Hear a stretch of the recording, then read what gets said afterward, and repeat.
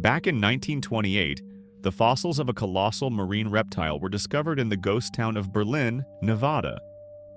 Yet, since that day, and for over a century now, these remains have remained caught in that mysterious space between legend and unanswered questions. If we look back at 1929, the American economy was hitting a real breaking point. The Great Depression wiped out nearly 90% of the stock market's value. It was a crisis unlike anything we'd seen. Then, just as things were finally starting to look up, 1939 brought World War II. It was a time of deep despair, and for most people, dreams were a luxury they simply couldn't afford while trying to survive. But there were some who just couldn't give up. A group of scholars, specifically those studying ancient life, held on to their vision despite the hardships. They headed toward Berlin, an abandoned mining town in Nevada. Why? Because of a massive fossil found there just a year before the economic crash. It was a discovery they couldn't just walk away from. Fast forward to 1954. The war was over, the economy was stable, and finally, after more than 20 years, the formal excavation began. What they found there is still a major point of debate in the scientific world today. As they kept digging through the 60s, they were stunned to find dozens of skeletons in a single town. They named it Shawnosaurus, after the mountain range where it was found. These researchers were eager to uncover the secrets of a creature that had been sleeping beneath the waves for hundreds of millions of years. But soon they were hit with a question that they just couldn't answer. Just take a moment to think about this. The skull alone spanned nearly 10 feet in length, and the whole body stretched to about 50 feet. This thing was a monster, weighing maybe 20 to 30 tons. It lived during the Triassic period and was even bigger than the Mosasaurus from Jurassic Park. It was, without a doubt, the king of the ocean back then.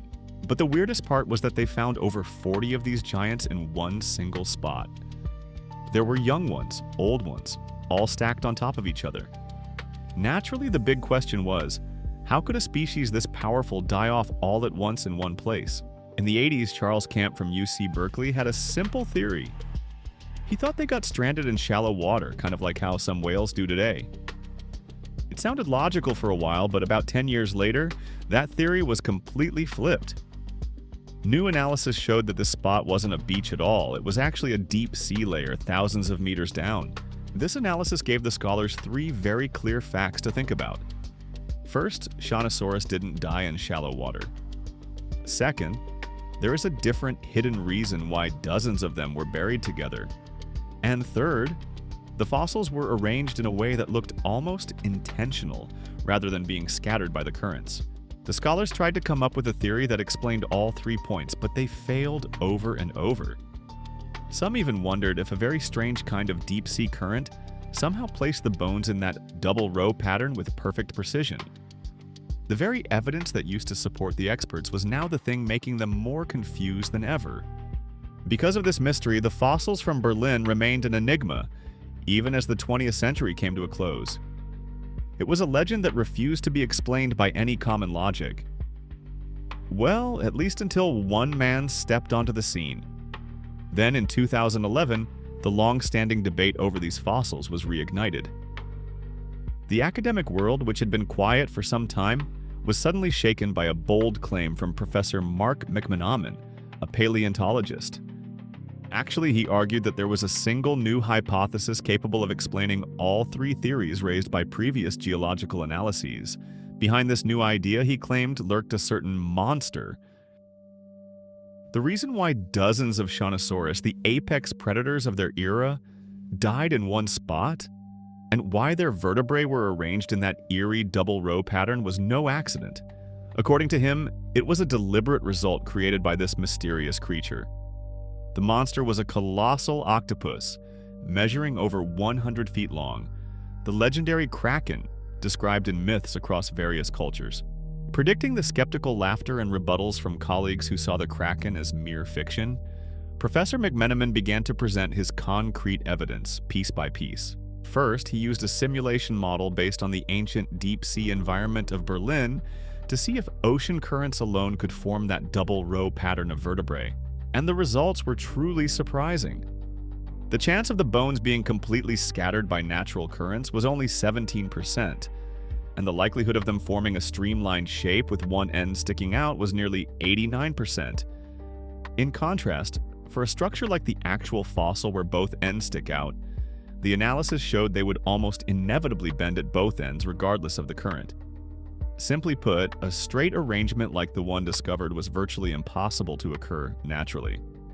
He then pointed out that modern octopuses are incredibly intelligent predators, capable of hunting even sharks. He argued that if these two giant predators shared the same ocean during the Triassic period, it wouldn't have been impossible for the Kraken to hunt the Shonosaurus. Professor McMenamin paid special attention to the octopus's high intelligence.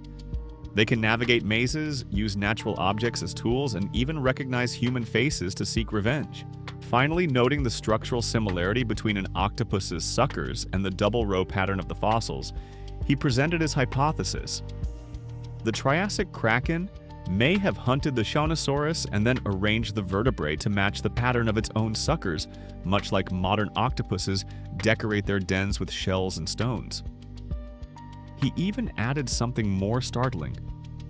We can't rule out the possibility that the Kraken was creating a kind of self-portrait with those bones. Despite his arguments, mainstream scholars remained cynical. Some scientists criticized him harshly, even saying, "Don't confuse science with science fiction." The academic world insisted that such a monster was evolutionarily impossible during the Triassic.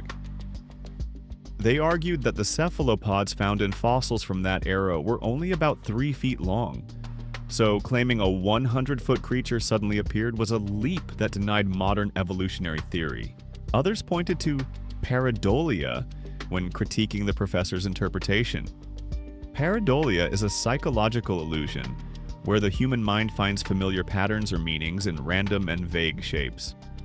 Think about seeing a face in a cloud, or finding a facial expression on a power outlet or the front of a car. One mainstream scholar put it this way: McMenamin is just looking at a pile of scattered bones and forcing them to fit the sucker pattern he wants to see. And even today, in 2026, the mainstream position on this strange arrangement remains unchanged. As another scholar said, "The unique alignment found in Berlin is simply a coincidence created by nature." However, many records suggest the possibility that far larger cephalopods might have existed. After all, the giant squid was only confirmed to be a real, living creature in the 21st century. Until the 20th century, people who claimed to have seen them during their voyages, or scholars who insisted on their existence, were often mocked. It would be great if they could speak to us directly, but unfortunately we can't hear anything from them. Yet, giant monsters sometimes reveal themselves without a word. In 1978, the USS Stein, a U.S. Navy frigate operating in the Pacific, suddenly felt a massive impact. After confirming that the sonar dome's protective coating was damaged by an unknown collision, the ship returned to port for repairs. During the inspection, the Navy discovered dozens of sharp, curved hooks embedded in the rubber coating. Marine biologists who took part in the investigation suggested that these claws belonged to a giant squid. The real issue, however, was their scale. Based on the size of those claws, it was estimated that the squid would have to be at least 45 meters long. In fact, we've only explored about 5% of the deep sea. The 15-meter giant squids we've managed to find might just be children compared to what's really down there. From the predator that left its mark on the USS Stein to the Kraken that hunted ichthyosaurs 200 million years ago, it might not be that we haven't found them. It might simply be that they haven't allowed us to find them yet.